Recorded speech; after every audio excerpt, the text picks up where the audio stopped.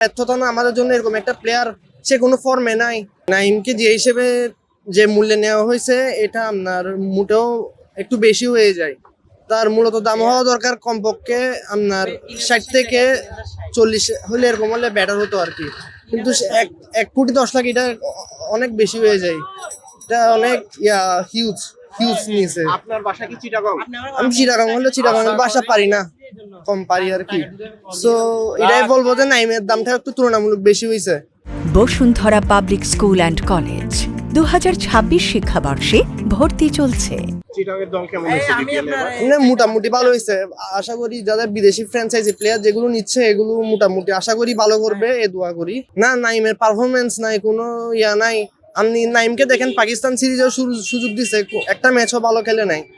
তো সেই হিসেবে এটা ব্যর্থতা না আমাদের জন্য এরকম একটা প্লেয়ার সে কোনো ফর্মে নাই। আমরা তো চাই ফর্ম, যে প্লেয়ারের ফর্ম বজায় রাখে, যেমন লিটন কুমার দাস যদি চিটাঙের হতো অবশ্যই ভালো হতো আমাদের জন্য। সে একজন পারফরমেন্স, তার ধারাবাহিকতা আছে। যেমন পারভেজ হোসেন ইমন, তানজিদ তামিম এরকম যদি প্লেয়ার থাকতো চিটাগাং এর জন্য অবশ্যই এটা একটু ভালো হতো। তো এইটুকুই।